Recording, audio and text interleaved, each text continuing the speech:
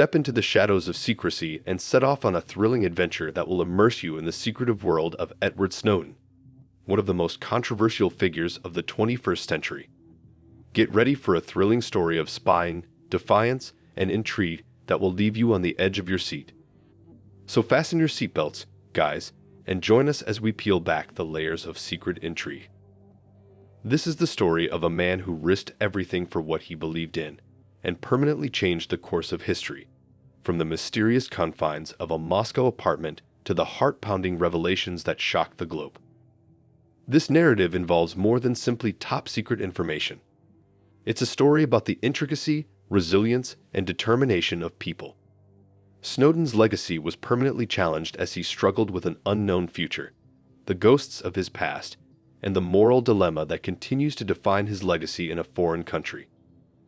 The Revolutionary War-era relatives of Edward Snowden's family are responsible for their involvement in national security today. Snowden anticipated he would be doing the same kind of work.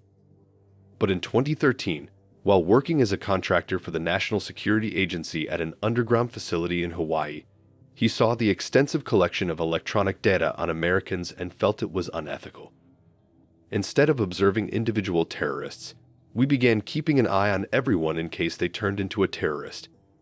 And it wasn't just those who lived in remote areas, like Indonesia, who were impacted by this.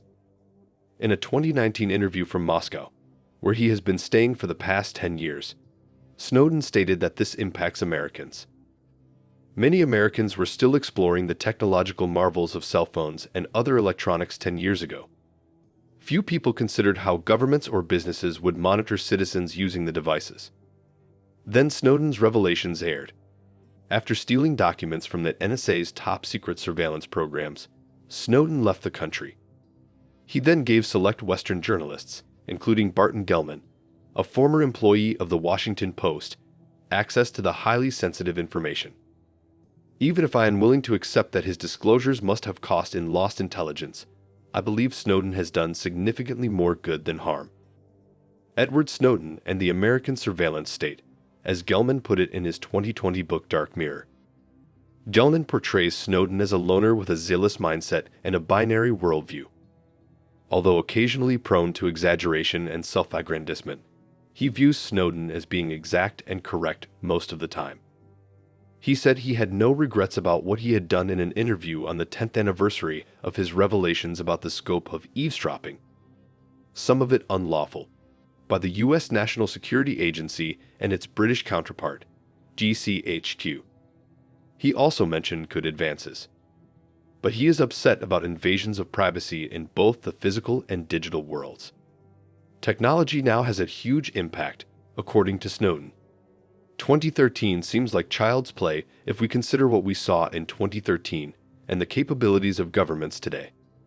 In addition to the risks posed by governments and big tech, he raised concern about intrusive spyware like Pegasus that is used against journalists and dissidents, as well as commercially available video surveillance cameras, facial recognition technology, and artificial intelligence. He recalled the year 2013 by saying, "We trusted the administration not to mistreat us. Still they did. We believed that the tech industry wouldn't take advantage of us. Still they did. Because of the nature of power, that will happen again." After leaving Hong Kong, where he gave tens of thousands of top-secret documents to journalists, Snowden has been living in exile in Russia since 2013. Although it looks to be his only viable alternative outside going to prison in the US, his enemies criticize him for being in Russia. Since the invasion of Ukraine and his obtaining of Russian citizenship last year, 2 years after he applied, criticism has been worse. Snowden, despite his own challenges, does not dwell on the past. "I have no regrets," he said. Over the past 2 years, Snowden has lowered his public profile by giving fewer lectures, avoiding press conferences, and withdrawing from social media. Family responsibilities. He and his wife have 2 young sons. But he has kept in touch over the past 10 years with the 3 reporters he met in Hong Kong. It has been exactly 10 years since Snowden identified himself as the leak's originator. Snowden sees one benefit of the leaks as the widespread adoption of end-to-end encryption. the news that the big tech corporations had been giving personal data to the NSA had embarrassed them. Embarrassment quickly grew into anger as it emerged from additional leaks that the NSA had been illegally accessing data from big tech companies using backdoor flaws despite their cooperation. In response, businesses hurried to implement end-to-end encryption years earlier than anticipated in spite of agency opposition. When the news first came out in 2013, end-to-end encryption was a pipe dream, according to Snowden. A significant portion of internet traffic worldwide was carried electronically naked. It is now a rare sight. However, Snowden is concerned about how technology is eroding privacy. The notion that rainbows and unicorns would appear the day after the revelations in 2013 is unthinkable. It is an ongoing process, and we'll need to keep working on it throughout our lives, our children's lives, and beyond. The US and UK intelligence services acknowledge that Snowden's privacy revelations have sparked a debate, but they maintain that any positive effects are outweighed by the harm done to their capabilities, particularly the forced closure of MI6's human intelligence activities. They also take issue with the way in which China and Russia's online activities were ignored in 2013, when the NSA and GCHQ were portrayed as the only bad actors.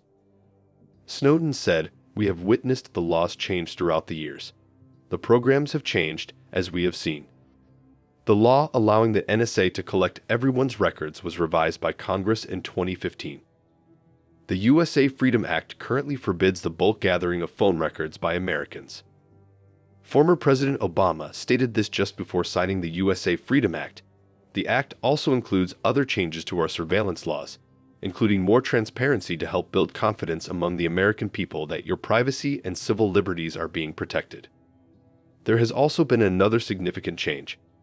Many Americans now have a greater understanding of how the government and private organizations like Facebook, Amazon, and Google collect personal data.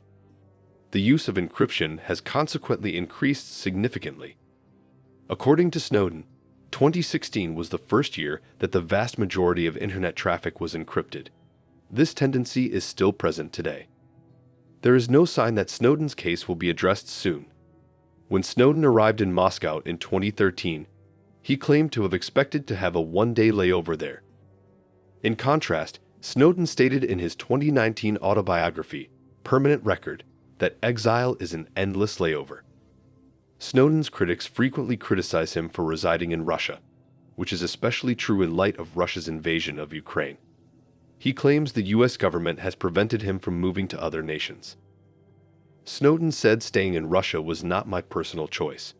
He continuously criticizes the Russian government's policies, the Russian government's record on human rights, and Russian President Putin by name.